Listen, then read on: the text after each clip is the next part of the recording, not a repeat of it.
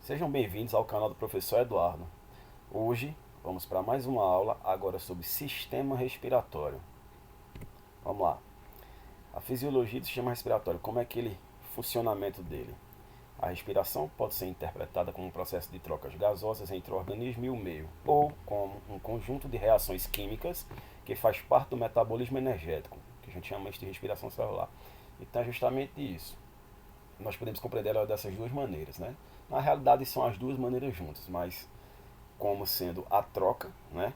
A gente inspira o oxigênio, expira, coloca para fora o gás carbônico, ou também o conjunto de reações químicas que acontecem a nível celular, lá no hialoplasma e principalmente nas mitocôndrias, fazendo a respiração celular, consequentemente produzindo energia. Por isso a gente fala metabolismo energético.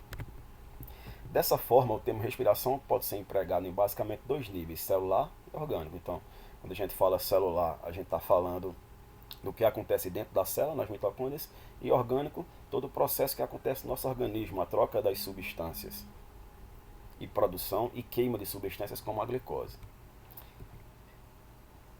Conjunto de reações químicas, a respiração celular é reconhecida como conjunto de reações químicas em que ocorre liberação de energia a partir de um combustível para ser utilizado no trabalho celular. Que combustível é esse? Né? Primeiro ele fala reações exotérmicas, né, que produzem calor. Que combustível é esse? O combustível que vai ser utilizado é a glicose. Né? A glicose vai ser o grande combustível. O principal combustível para a célula é a glicose. A respiração celular apresenta três fases e ocorre no hialoplasma, né, e nas mitocôndrias, principalmente nas mitocôndrias. Como é a equação geral da respiração celular? Então nós temos uma molécula de glicose e precisamos de 6 de oxigênio para fazer a combustão, fazer a reação química, ela aconteça, certo? Então, esses dois organismos, duas moléculas, perdão, elas reagem quimicamente dentro das mitocôndrias e formam 6 moléculas de gás carbônico, que nós vamos colocar para fora, 6 moléculas de água, né? Também se produz água na respiração celular, e 30 moléculas de ATP, a gente chama de adenosina trifosfato. Essas 30 moléculas de ATP, isso aqui é a energia que é produzida, né? Energia essa que vai ser utilizada para todas as atividades do nosso dia a dia.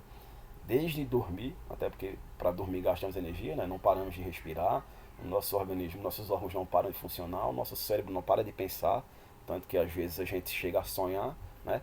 Quanto para correr, namorar, estudar, enfim, todas as atividades que nós fazemos, tudo que fazemos no dia a dia, vai ter um gasto de energia, algumas atividades mais, outras menos. Então, essa energia ela é produzida dentro das nossas mitocôndrias, né, através dessa reação química, essa equação aqui da respiração celular, né, que vai produzir a cada vez 30 moléculas de adenosina trifosfato, 30 moléculas de ATP, certo? Mas vamos especificamente falar do nosso assunto principal, né? Como é que funciona o sistema respiratório humano? Vamos lá. As estruturas que estão presentes nele, já as duas primeiras que a gente já vê, são as narinas e fossas nasais, né? Qual vai ser a função delas? Primeiro, elas vão controlar por onde vão entrar e sair o ar, né? De dentro dos organismos, do nosso organismo, no caso. E a função das narinas e fossas nasais é aquecer, né? Umidificar e filtrar o ar. Filtrar o ar como? Através das vísceras nasais e do muco, traduzindo, através dos nossos cíliozinhos, né? Se nós temos células ciliadas dentro das nossas narinas e fossas nasais, e além disso, essas células elas são produtoras, excretoras de muco, né? Que vai fazer com que a sujeira vá se grudando e depois a gente termine colocando para fora essa sujeira que vai estar presa no muco e que ficou retida ali também por causa das nossas células ciliadas, não é isso? Então a gente tem aqui as narinas e as fossas nasais, e aqui tem o epitélio, né, células com cílios, né, ciliadas, onde ficam presos ali toda impureza que foi entrando no nosso nariz, né? Então a função dele é aquecer, umidificar e prender, reter todas as impurezas possíveis e até micro-organismos também, certo? Vamos lá. Nós temos aqui, né, uma radiografia mostrando um lado uma pessoa saudável, né, e outro uma pessoa com inflamação. A gente vê o saudável, sadio aqui, ó. que fica como se estivesse vazio, e aqui a inflamação, o acúmulo de líquido, né? De secreção. Depois das narinas e fossas nasais, a gente chega na faringe. Vocês devem lembrar bem na nossa última aula que eu falei para vocês que a faringe ela é o único órgão que faz parte tanto do aparelho digestório, que foi o último assunto, quanto do aparelho respiratório, né? Então ela é uma cavidade que é comum aos dois. Então a gente tem aqui a faringe, que é justamente essa partezinha aqui, né? Essa parte daqui até aqui, né? Depois da faringe vem a laringe. A laringe ela fica logo após a glote, né? Onde vai ter justamente a válvula que a gente chama de epiglota, que bloqueia a entrada dos alimentos e de líquidos dentro do nosso sistema respiratório. Também na laringe que ficam as pregas vocais ou cordas vocais, né? Que é graças a ela que nós vamos ter a produção dos nossos sons. Então quando o ar passa por elas, faz com que nós tenhamos a nossa tonação, né? A nossa tonalidade de voz seja produzida. Então a gente tem aqui bem explicadinho mostrando aqui, ó. Então a gente tem as fossas nasais aqui em cima, né? A nossa boca aqui, ó, a faringe, né? E aqui nós temos a entrada aqui para a laringe, ó, certo? Isso aqui é a epiglote, ela fecha, né? Ela vai fechar aqui a entrada onde se encontra faringe e laringe para que não caia alimentos e nem líquido ali, ok? E aqui embaixo ficam as cordas vocais ou pregas vocais, quando o ar passa, então ele emite o nosso som, ok? Tranquilo? Vamos lá. Depois da laringe a gente tem a traqueia, certo? Vai ser formada por anéis, vários anéis interligados de cartilagem. A gente tem aqui, ó, em cima a laringe e aqui nós temos a traqueia, né?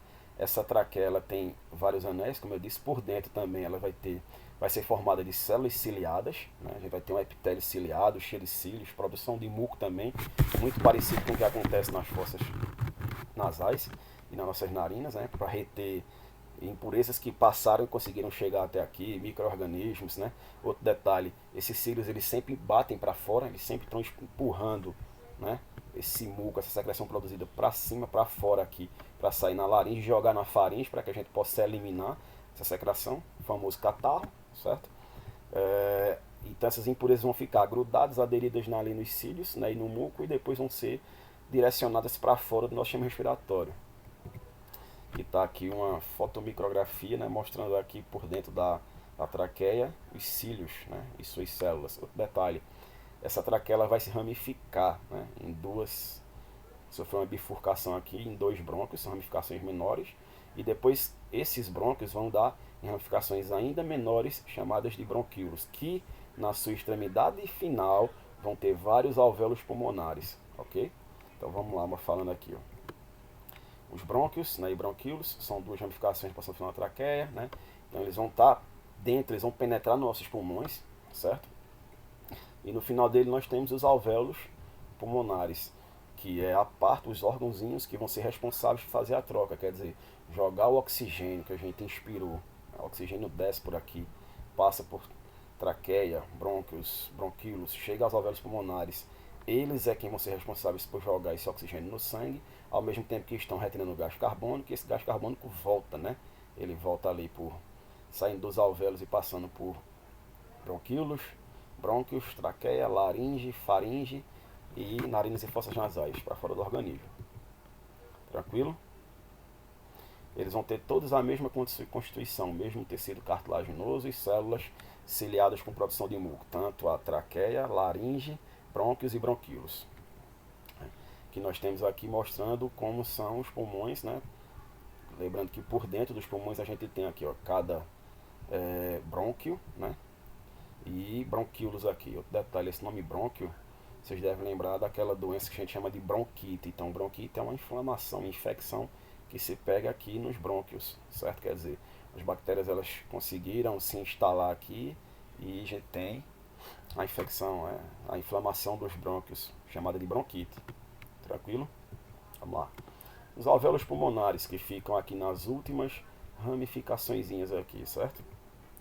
Eles são bolsas de ar ricamente vascularizadas, então os pequenos vasos sanguíneos estão abraçando junto, né, ali vamos dizer, nos alvéolos pulmonares, é onde acontece a hematose, quer dizer, a troca, né, do oxigênio entrando no sangue o gás carbônico saindo, a gente chama isso de hematose, certo? Transformação do sangue venoso rico em gás carbônico em sangue arterial rico em oxigênio, que nós temos aqui, ó, provavelmente laringe, traqueia, brônquios, bronquíolos, né? E no final dos bronquíolos nós temos os alvéolos pulmonares, como vocês podem ver aqui, certo? Então as hemácias passam por dentro destes vasos sanguíneos, vão pegando o oxigênio e vão eliminando o gás carbônico para que a gente expire, coloque ele para fora do nosso sistema respiratório, do nosso organismo, certo?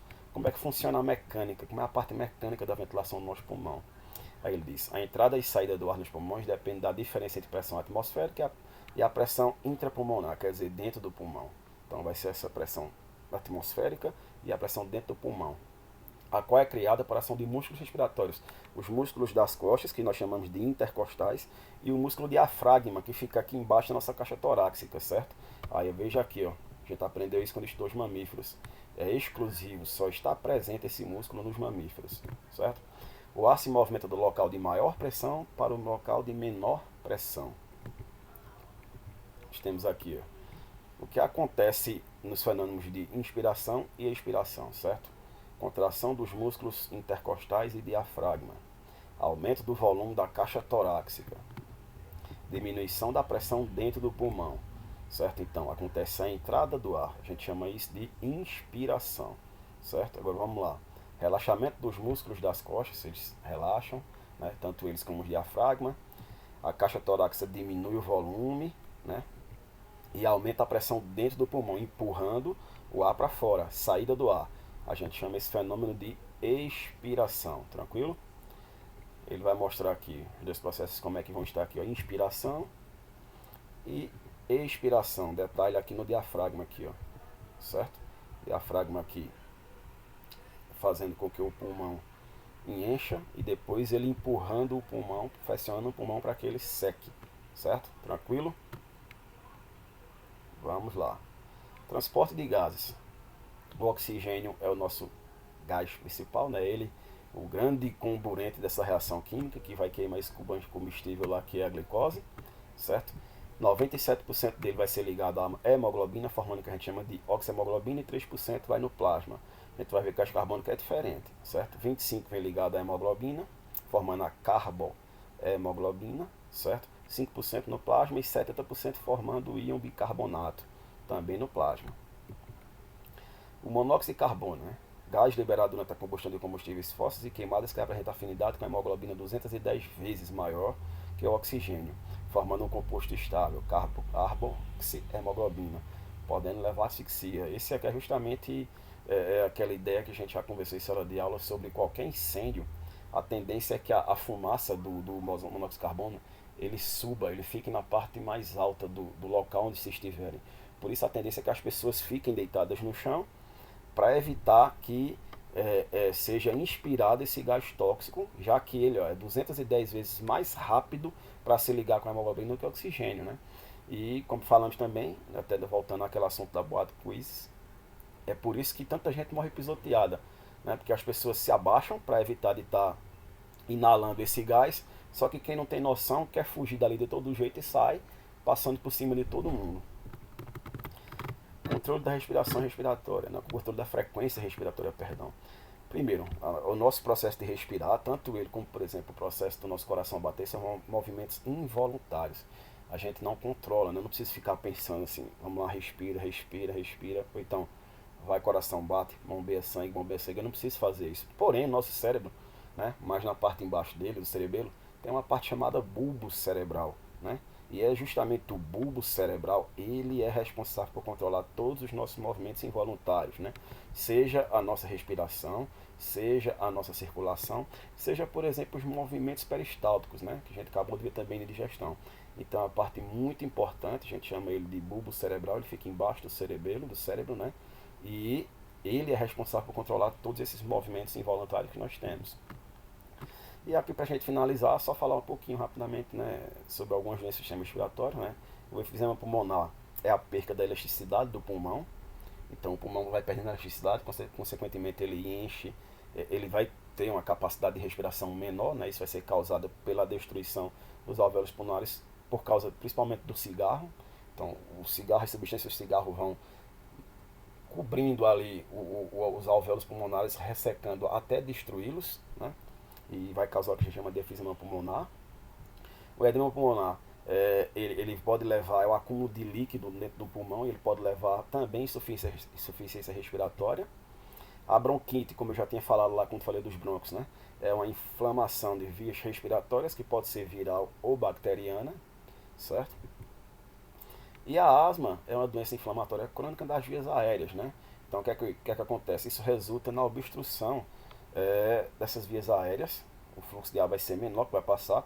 E isso vai acontecer muito por causa da produção de muco, né? É grande produção de catarro, de secreção, vai fazer com que a pessoa tenha dificuldade de respirar pelas vias orais, ou vias nasais, e fique com dificuldade para encontrar o ar, certo?